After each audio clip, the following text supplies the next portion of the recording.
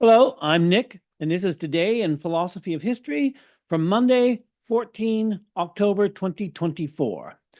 It is the 118th anniversary of the birth of Hannah Arendt, who was born in Linden, a borough of Hanover, then part of Prussia, on this date in 1906.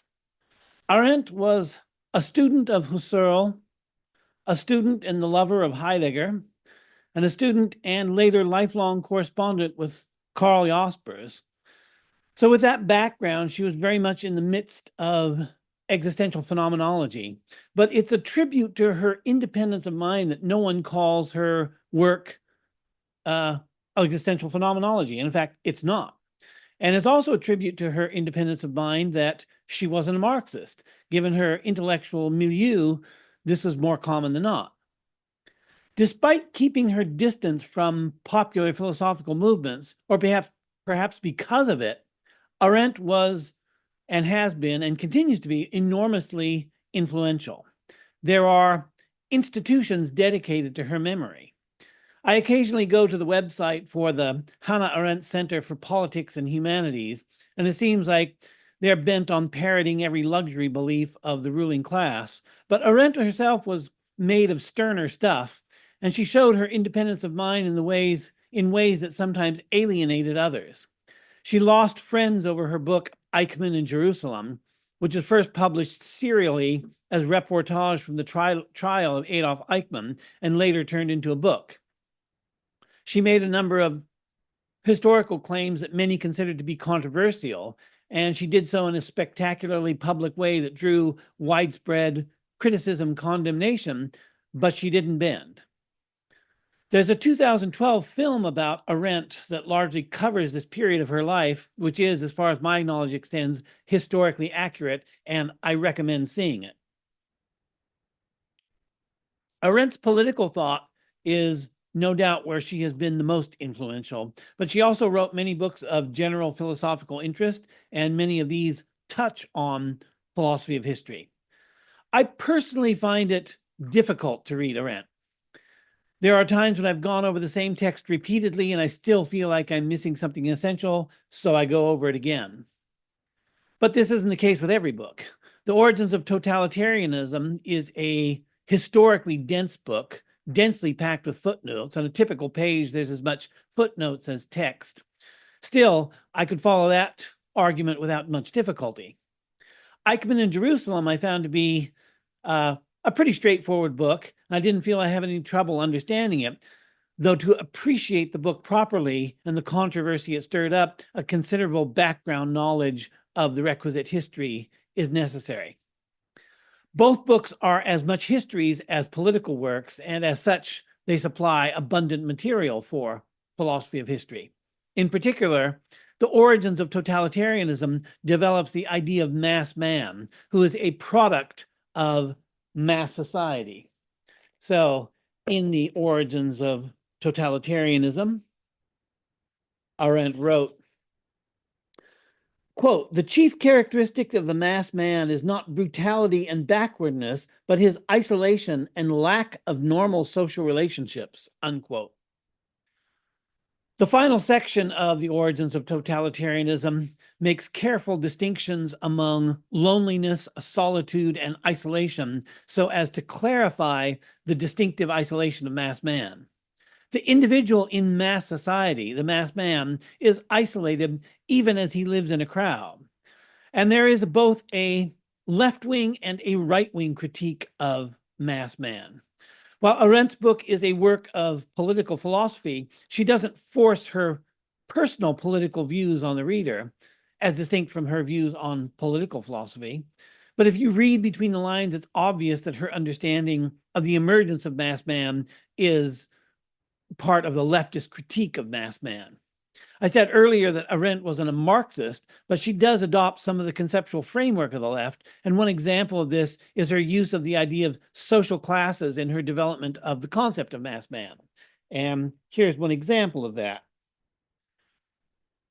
Quote, The fall of protecting class walls transformed the slumbering majorities behind all parties into one great unorganized structureless mass of furious individuals who had nothing in common except their vague apprehension that the hopes of party members were doomed, that consequently the most respected, articulate, and representative members of the community were fools, and that all the powers that be were not so much evil as they were equally stupid and fraudulent, unquote.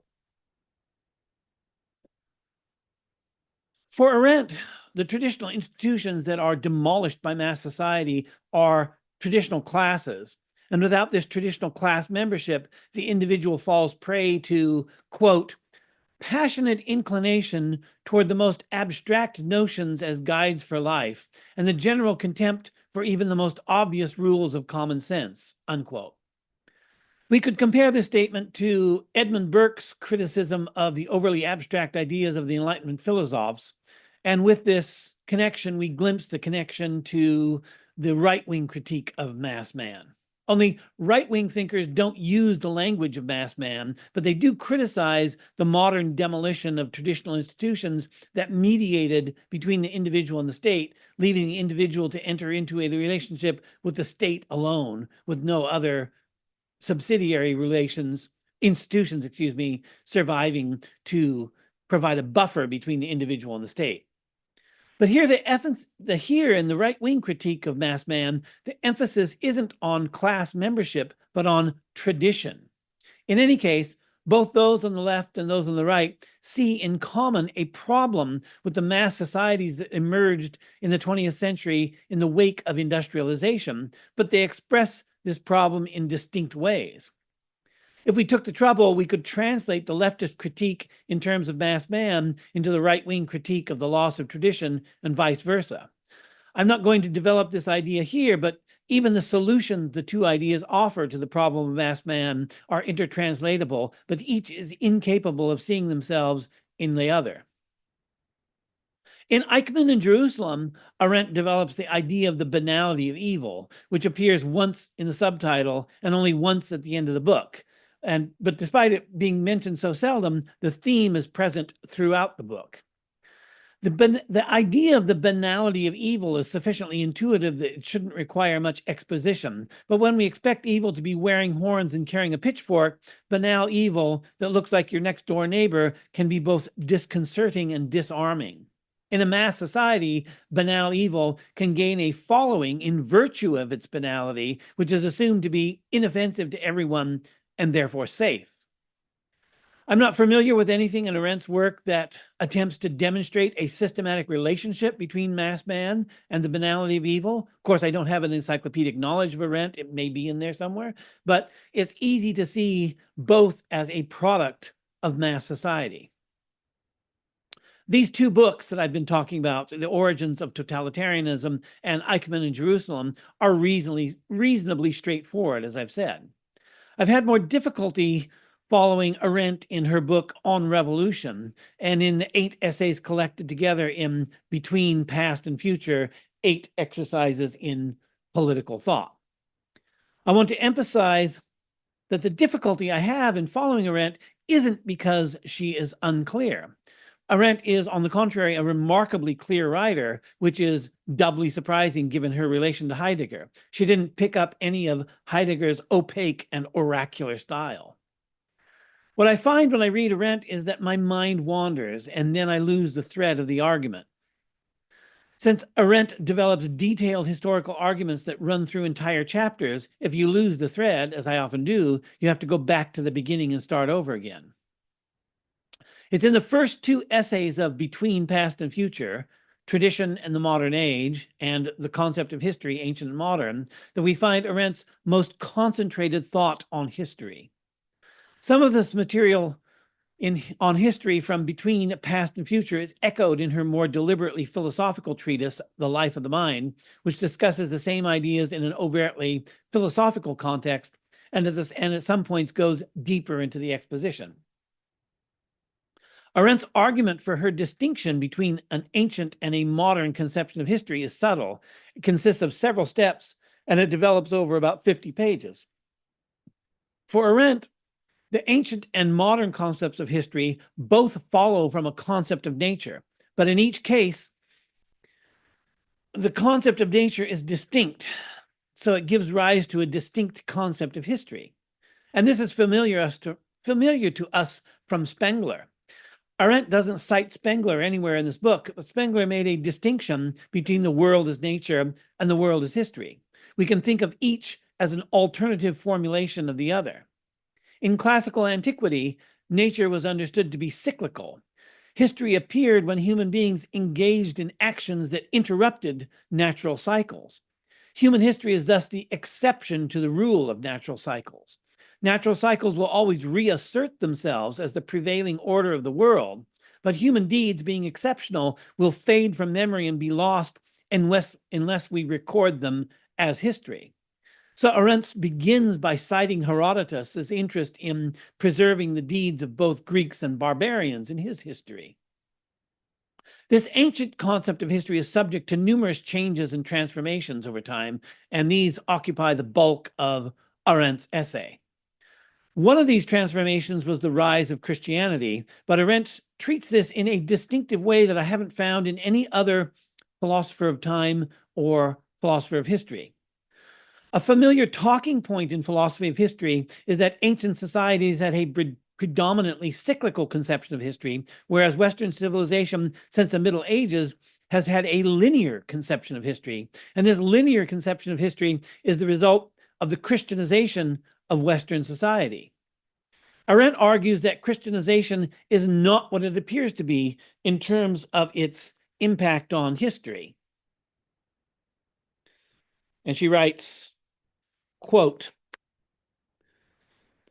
"Now, for the first time, the history of mankind reaches back into an infinite past to which we can add at will and into which we can inquire further as it stretches ahead into an infinite future. This twofold infinity of past and future eliminates all notions of beginning and end, establishing mankind in a potential earthly immortality. What at first glance looks like a Christianization of world history, in fact, eliminates all religious time speculation from secular history. So far as secular history is concerned, we live in a process which knows no beginning and no end, and which thus does not permit us to entertain eschatological expectations. Nothing could be more alien to Christian thought than this concept of an earthly immortality of mankind," unquote. And then she adds,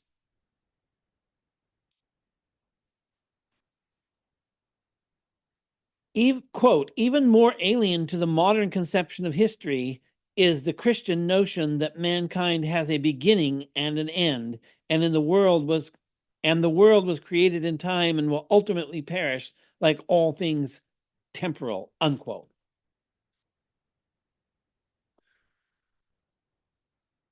In this, I think she was right, and it was gratifying to me to find this argument in Arendt because I had felt much the same, but I hadn't brought it to explicit consciousness before I read this.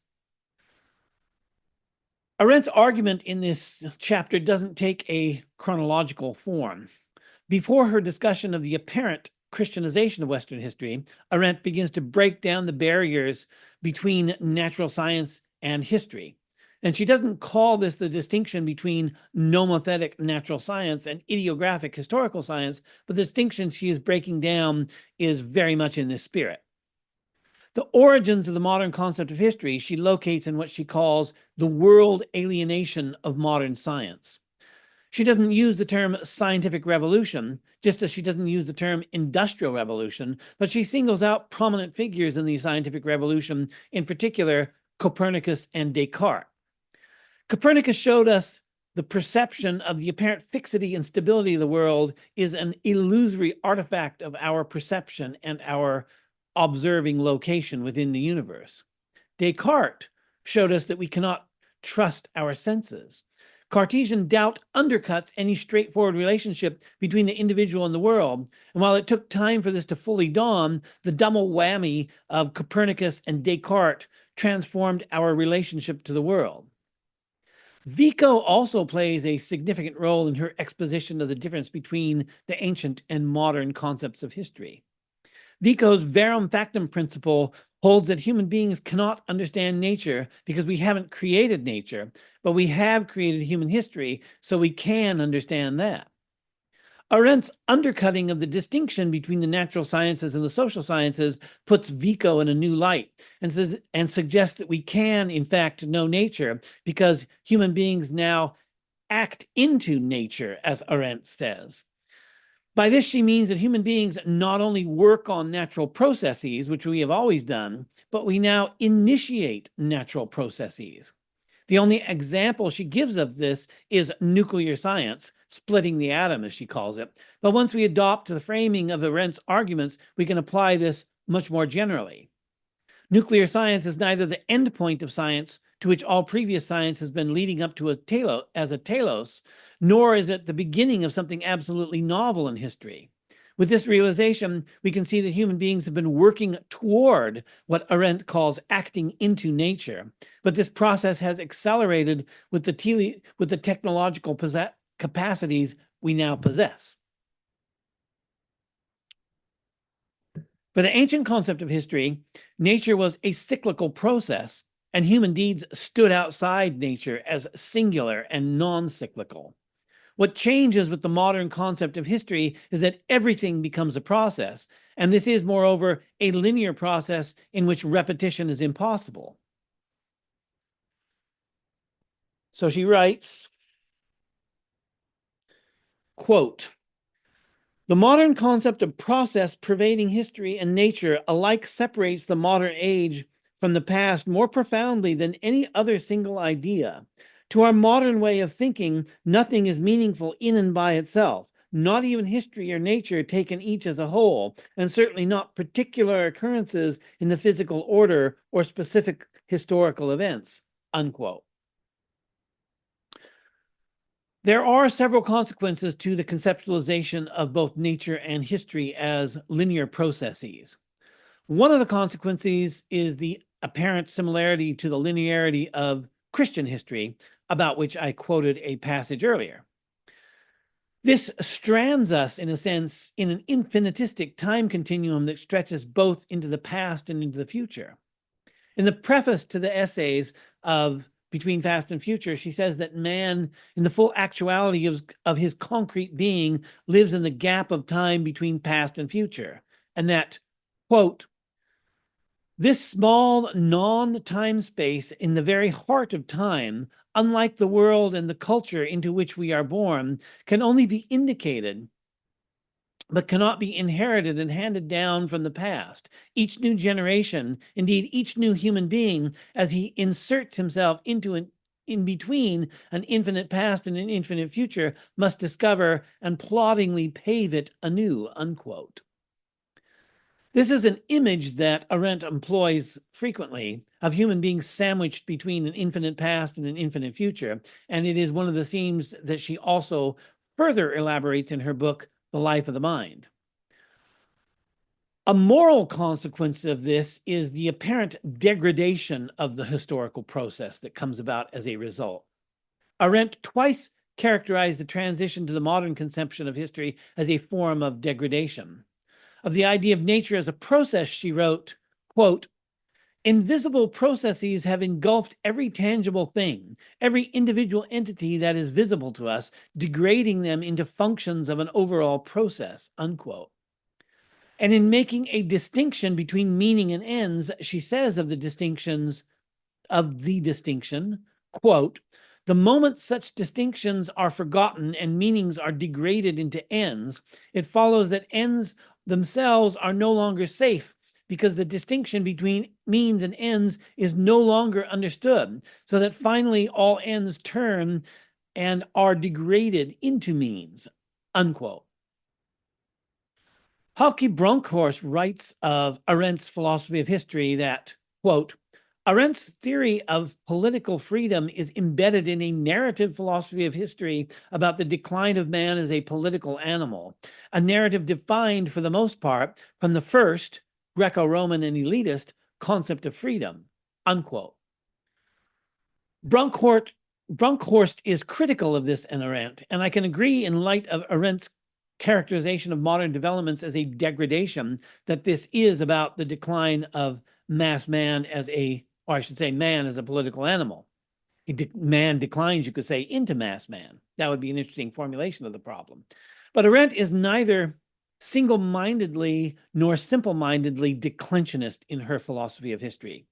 We gather the decline of man as a political animal only from oblique hints and never quite made explicit in the text.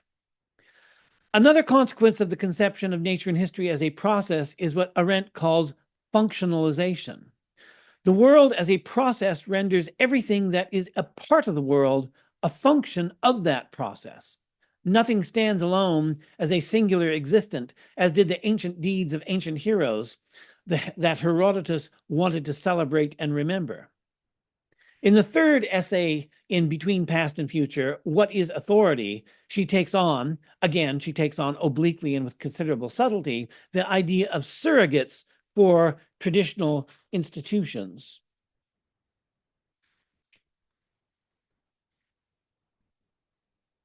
Where she says, the same argument, quote, the same argument is frequently used with respect to authority. If violence fulfills the same function as authority, namely, makes people obey, then violence is authority. Here again, we find those who counsel a return to authority because they think a reintroduction of the order-obedience relationship can master the problems of a mass society, and those who believe that a mass society can rule itself like any other social body. Again, both the parties agree on one essential point. Authority is whatever makes people obey. All those who call modern dictatorships authoritarian or mistake totalitarianism for an authoritarian structure have implicitly equated violence with authority. And this includes those conservatives who explain the rise of dictatorships in our century by the need to find a surrogate for authority. The crux of the argument is always the same. Everything is related to a functional context, and the use of violence is taken to demonstrate that no society can exist except in an authoritarian framework, unquote. And there are several other quotes very nearby this passage that make a similar point. Quote, I do not believe that atheism is a substitute for or can fill the same function as a religion any more than I believe that violence can become a substitute for authority, unquote. And quote, that we shall use violence and pretend to have restored authority, or that our rediscovery of the functional usefulness of religion will produce a substitute religion, as though our civilization were not already sufficiently cluttered up with all sorts of pseudo things and nonsense, unquote. So things are not to be reduced to their functions, and the simple observance of distinctions will disabuse us of their interchangeability. We've seen this functionalism previously in my episode on Eric Voegelin, who criticized what he identified as the Gnostic movements of the modern world as being what he called ersatz religions. Ersatz religions function like religion, but they aren't precisely religions. In other contexts, I have many times mentioned how Bertrand Russell characterized communism as a surrogate religion in his A History of Western Philosophy. Arendt is skeptical of these claims of institutional surrogacy, and it's a rare philosopher who makes this contrary argument against surrogate institutions fully explicit. She is, in effect, saying that everything is what it is and not another thing, which is what Bishop Butler had said, and which puts Arendt closer to the tradition of the English moralists than to continental philosophy. Analytical philosophers during the 20th century rather liked this slogan from Butler and appealed to it with some regularity. Another English moralist, H.A. Pritchard, writing long after Bishop Butler, made a similar point. What Arendt and Butler and Pritchard object to is what 20th century philosophers came to call ontological reduction, which analytical philosophers also liked, despite their appeals to Butler's everything is what it is and not another thing. Arendt was also skeptical of secularization. And this is once again from her essay on the concept of history. Quote, If by secularization one means no more than the rise of the secular and the concomitant eclipse of a transcendent world, then it is undeniable that modern historical consciousness is very intimately connected with it. This, however, is in no way implies the doubtful transformation of religion and transcendent categories into imminent earthly aims and standards on which the historians' ideas have recently insisted, unquote. And just a little further along, she writes, quote, nothing is less likely to have taken place than the gradual transformation of religious categories into secular concepts, which the defenders of unbroken continuity try to establish, unquote. Again, the objection seems to be that everything is what it is and not another thing. Modern concepts are not secularized bastardizations of medieval religious ideas. The two may share a similar function within society, but they're not the same thing. It's interesting to me that Arendt didn't mention Karl Löwit in this connection, or indeed she didn't mention him anywhere in this book, but it seems impossible to me that she didn't have him in mind when she wrote this. At the end of the essay on the concept of history, Arendt reveals the connection between the concept of history and the origins of mass man.